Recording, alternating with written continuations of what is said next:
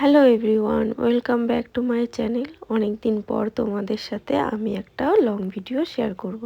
তো এই ভিডিওটা ছিল কিছুদিন আগেকার ভিডিও, রথের দিনের ভিডিও।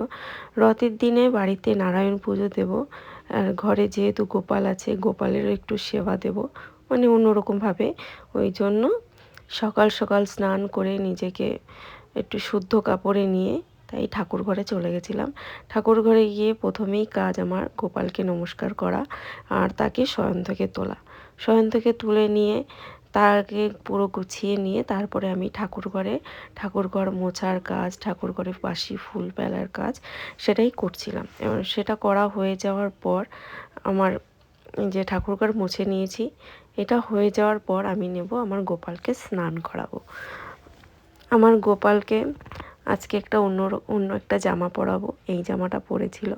আমার গোপালকে না আমি রোজ স্নান করাই না, এটা আমার ব্রাহ্মণই বলেছে। আমার গোপালকে একটা ওকেশনে স্নান করানো হয়। আর প্রতিদিন সকালবেলা মানে আমি গঙ্গা জল দিয়ে মানে শুদ্ধ করে নিই, যেহেতু আমার গোপালটা অনেকটা বড়, তো আর রোজ স্নান করানো মানে হয়ে ওঠে না। হয়তো কোনো একদিন পারবো যখন রোজ গোপালকে স্নান করাবো। আর আমার গোপালকে দেখেছো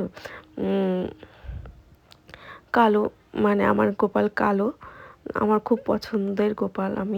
আমি নিজে করেছিলাম আমার গোপালকে কালো রঙের। আমার মেয়ের একদমই পছন্দ না, বলে কি গোপাল কেন কালো। কিন্তু জানি না, আমার মানে কালো কৃষ্ণ, কালো গোপাল আমার খুব ভাল লাগে। যাই হোক, এইসব কথা বাদ দাও। আমার গোপালকে এই যে স্নান করিয়ে সুন্দর করে গুছিয়ে এই যে সুন্দর একটা জামা পরিয়ে নিলাম। এই জামাটা জানো, আমার গোপালকে প্রথম যেদিন আমার বাড়িতে নিয়ে এসেছিলাম সাজুগুজু করিয়ে দোকান থেকে, সেদিন এই জামাটা পরেই ছিল। আর এই জামাটা পরেই আমার গোপালের প্রতিষ্ঠা হয়েছে আমার বাড়ি। আমার মানে এইসব জিনিসগুলো যখন আমি দেখি আমার গোপালের, এমনিতে আমার গোপাল না সত্যিই বলতে নেই, মানে যেমনই রাখি তেমনই থাকে হয়তো ভগবান। এই জন্যই বলে যে ভগবান যার কাছে যেমন তার কাছে তেমন।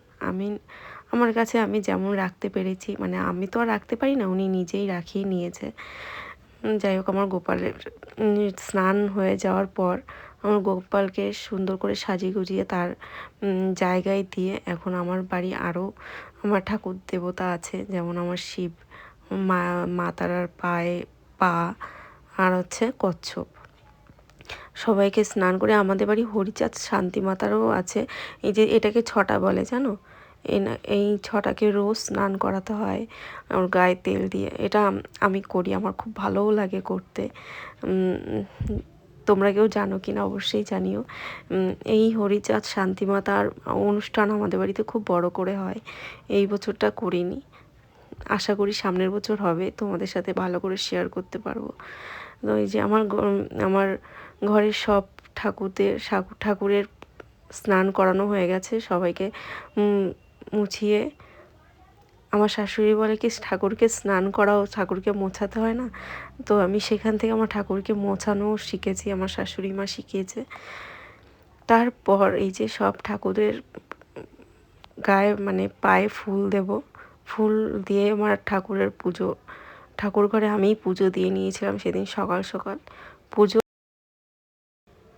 সব ঠাকুরকে সবার পছন্দের ফুল আমি সুন্দর করে সাজিয়ে দিলাম।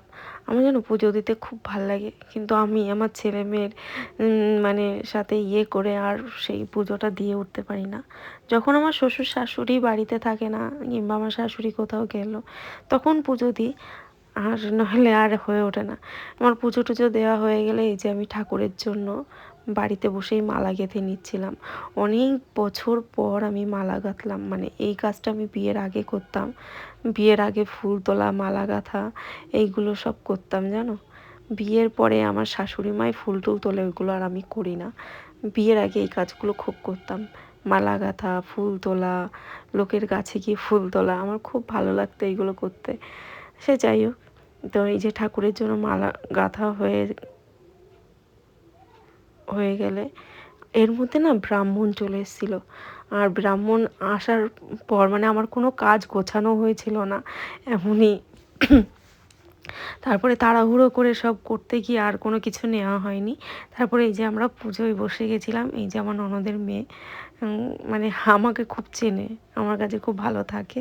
এই যে আমার কোলে বসেই পুজো দিচ্ছিলাম আমরা, কাসর ঘণ্টা বাজাচ্ছিলাম আমাদের যে ব্রাহ্মণ, সব গুছিয়ে টুছিয়ে। এই যে এটা রথের দিনের পুজো ছিল, বাড়িতে নারায়ণ পুজো। তো এই যে আমার পুজো কমপ্লিট হয়ে গেল। এই যে ব্রাহ্মণদা সব কিছু এসে উনিও কিছু গুছিয়ে নিয়েছিল, আমার শাশুড়ি মা কিছু গুছিয়ে দিয়েছিল, আর আমরাও নিজেরা হাতে হাতে করে এই যে সব হয়েছিল করা। তারপর তারপর ঠাকুরমশাই নারায়ণ শিলায় তিলক করছে।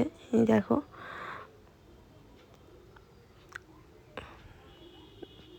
তিলক হয়ে যাওয়ার পরে ঠাকুরমশাই পুজো শুরু করে দেবে। পুজো ওই যে হচ্ছে, আমাদের তিলকও দিয়ে দিয়েছে।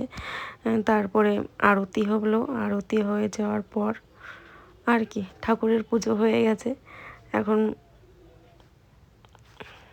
এইটুখানি হলো ভিডিও। ভালো লাগলে অবশ্যই লাইক কমেন্ট শেয়ার।